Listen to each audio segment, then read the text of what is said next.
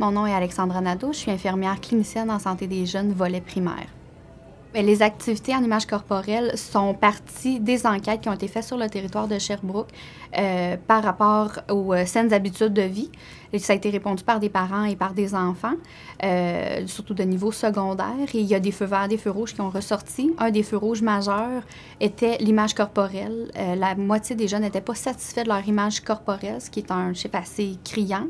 Mais les actions concrètes, c'est sûr qu'une des premières actions concrètes, c'est que les directions, les enseignants doivent être rencontrés et les AVSEC mis à contribution parce qu'on co-anime avec les AVSEC, qui sont les animateurs à la vie spirituelle et à l'engagement communautaire, qui travaillent déjà, qui font beaucoup d'activités en classe, beaucoup d'animations sur plusieurs thèmes.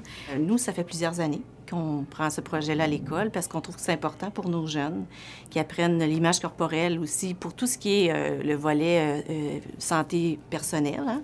Donc, on veut que nos jeunes soient bien équilibrés là-dedans. Donc, on a de l'aide de l'infirmière qui vient dans notre classe et puis elle prépare des PowerPoint. Les élèves sont très intéressés, participent toujours très bien.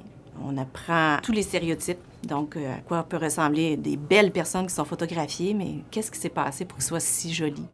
Donc, on traite de stéréotypes, de beauté, de publicité. On aborde beaucoup le thème du Photoshop par rapport à ce qu'on voit, c'est pas toujours vrai.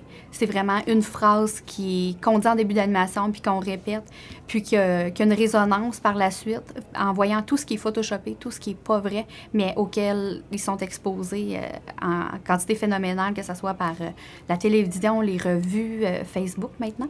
C'est sûr aussi qu'au niveau de l'Alliance et du C3S, je sais qu'il y a eu des échos de parents qui étaient satisfaits de l'intervention et de l'activité par rapport au fait que ça a ouvert les horizons de leurs jeunes, que ça les a sensibilisés et que ça a laissé la place à ouvrir la discussion puis à parler de tout ça de façon détaillée, en ayant les faits, puis que ça soit quelque chose qui est un petit peu...